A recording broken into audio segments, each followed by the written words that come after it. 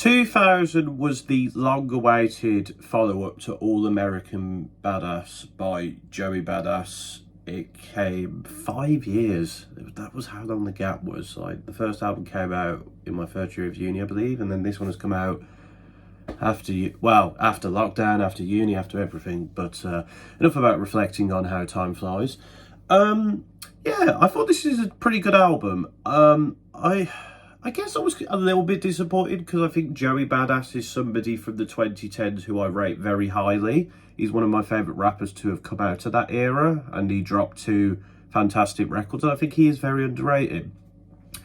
I did notice on this record that it felt a lot more mellow and a lot more introspective than his other records. His other records obviously have very topical lyricism, hard-hitting energy, hard-hitting tracks, and I think that's what made me like him.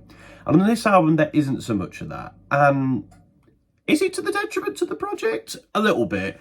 I think there is a few tracks on here that sort of are fine, they're decent, they sound okay, the production's good, but I think they float by a bit.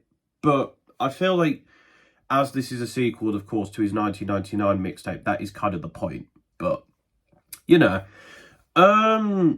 so yeah, there's a few tracks on here that don't really do too much for me. There is a lot of, like, I think one of them is the track with Chris Brown on, and the track with Jid as well. I was quite disappointed because I thought Joey Badass, Jid, both very technical rappers who do their thing, and Jid's verse was decent, but I don't know, just didn't do too much for me.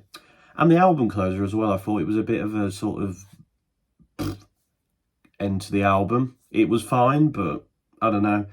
I think Survivor's Guilt, which is the best track on the album, was the only one I think I'd heard previously to the album, but it's a fantastic track. I think that would have made a better closer, personally. So the album itself, it reflects on him growing up, his place in the rap scene, love and a relationship, and there's these little quotes from people throughout. You've got Diddy, you've got Nas sort of reflecting on Joey Badass's place in the game. And yeah, it's very interesting. It feels like he's reflecting on sort of the times before he came into the scene, his sort of place since that 1999 album. And I think he does a good job at that. And I think Joey, you know, sounds...